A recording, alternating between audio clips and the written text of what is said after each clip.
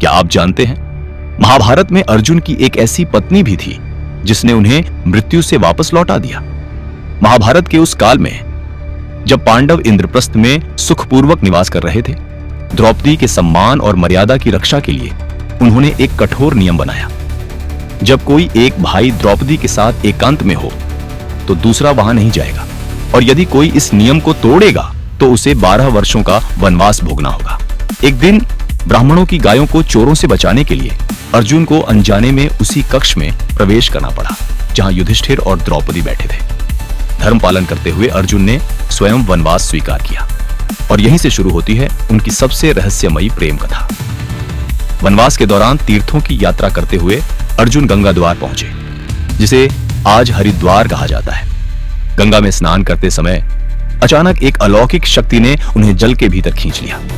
यह नागराज कौरव्य की पुत्री उलूपी थी, जो अर्जुन की वीरता पर मोहित होकर उन्हें अपना पति बनाना चाहती थी। नागलोक के भव्य महल में उलूपी ने विवाह का प्रस्ताव रखा। अर्जुन ने ब्रह्मचर्य और वनवास का हवाला देकर मना किया, लेकिन उलूपी ने तर्क दिया कि उनका संकल्प केवल द्रौपदी से संबंधित था। तर्क और प्रेम से प्रभावित होकर अर्जुन ने विवाह स्वीकार किया।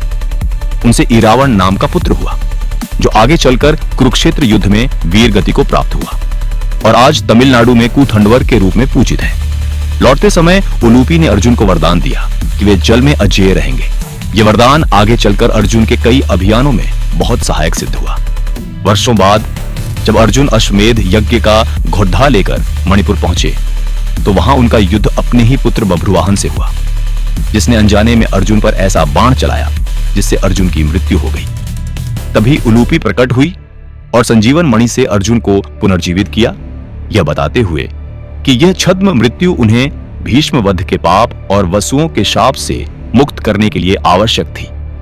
उलूपी केवल प्रेमिका नहीं थी, वह अर्जुन की मूक रक्षक और उनके भाग्य की संरक्षिका थी।